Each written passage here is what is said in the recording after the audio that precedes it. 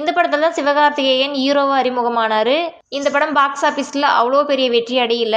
அதுக்கப்புறமா 2013ல் 4வது ஒரு படம் டைரக்ஷன் பண்றாரு. கேடி பில்லா கில்லாடி ரங்கா அப்படின்ற ஒரு படத்தை டைரக்ஷன் பண்றாரு. இந்த படத்தை இவர் ப்ரொடியூஸ் பண்ணல, வேற ஆள் தான் ப்ரொடியூஸ் பண்ணியிருக்கிறாரு. இவர் டைரக்ஷன் பண்ண எல்லா படத்துக்குமே இவர் தான் ஸ்டோரி எழுதி டைரக்ஷன் பண்ணியிருக்கிறாரு. இந்த படமும் மக்களிடையே நல்ல வரவேற்பு கிடைச்சிது. அடுத்து 2012ல் கோலி சோடா அப்படின்ற படத்துக்கு கதை மட்டும் எழுதுறாரு. இந்த படத்தை இவர் டைரக்ஷன் பண்ணல. அதுக்கப்புறமா 2015ல் பசங்க 2 அப்படின்ற ஒரு டைட்டில் வச்சு ஒரு படம் டைரக்ஷன் பண்றாரு. அந்த படத்தையும் இவர் ப்ரொடியூஸ் பண்ணல, ஸ்டோரி மட்டும் இவர் எழுதியிருக்கிறாரு. இந்த படத்துக்கும் தமிழ்நாடு ஸ்டேட் ஃபிலிம் அவார்டு கிடைச்சது. இந்த படத்தை சூர்யாவும் ஜோதிகாவும் சேர்ந்து ப்ரொடியூஸ் பண்ணியிருக்கிறாங்க. இவரும் கோ ப்ரொடியூசரா இருக்காரு. அடுத்து 2016ல் சிலம்பரசன் நயன்தாரா வச்சு ஒரு படம் டைரக்ஷன் பண்றாரு. இது நம்ம ஆளு அப்படின்ற ஒரு படத்தை டைரக்ஷன் பண்றாரு. இந்த படத்துக்கும் இவர் தான் ஸ்டோரி எழுதியிருக்கிறாரு. இந்த வீடியோ நீங்க முழுசா பார்க்கணும்னா கீழே லிங்க் கொடுத்துருக்கேன், கிளிக் பண்ணி பாருங்க.